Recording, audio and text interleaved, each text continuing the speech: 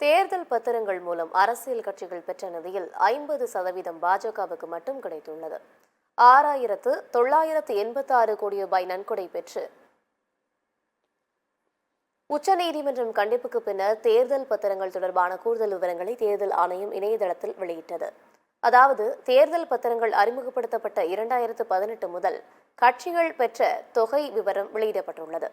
இதன்படி மத்தியில் ஆளும் பாஜக 6,986 கோடியே 50 லட்சம் ரூபாய் பெற்று முதலிடத்தை பிடித்துள்ளது. அடுத்ததாக மேற்கு வங்கத்தை ஆளும் திரிணாமுல் காங்கிரஸ் கட்சி 1,397 கோடி ரூபாய் பெற்று இரண்டாவது இடத்தை பெற்றிருக்கிறது. அதே நேரம் தேசிய கட்சியான காங்கிரஸ் 1,334 கோடியுடன் மூன்றாவது இடத்தில் உள்ளது.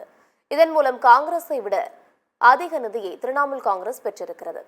இதை தவிர சந்திரசேகர ராவின் பாரதிய ராஷ்டிரிய சமிதி கட்சி 1,322 கோடியும், பிஜு ஜனதா தளம் 9,444 கோடியே 50 லட்சம் ரூபாயும் நன்கொடையாக பெற்றுள்ளது.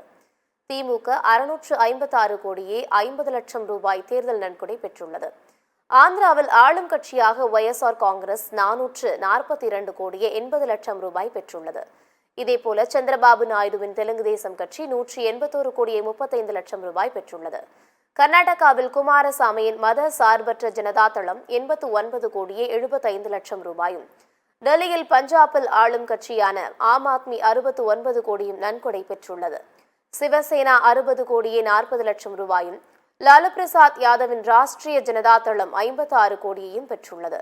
அகிலேஷ் யாதவின் சமாஜ்வாதி 14 கோடியே 5 லட்சம் ரூபாயும், அகாலிதளம் 7 கோடியே 26 லட்சம் ரூபாயும் பெற்றுள்ளது.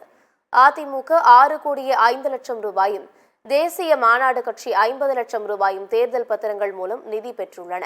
அதே நேரம் மார்க்சிஸ்ட் கம்யூனிஸ்ட் கட்சி, தேமுதிக, ஐயுஎம்எல், புதுச்சேரி, என்ஆர் காங்கிரஸ் ஆகிய கட்சிகள் தேர்தல் பத்திரங்கள் மூலம் நன்கொடை பெறவில்லை என்பது தேர்தல் ஆணையத்தில் கூறப்பட்டுள்ளது. பகுஜன் சமாஜ், இந்திய தேசிய லோக் தளம், மஜ்லிஸ் கட்சிகள் எந்த ரசீதுகளையும் தேர்தல் ஆணையத்தில் வழங்கவில்லை.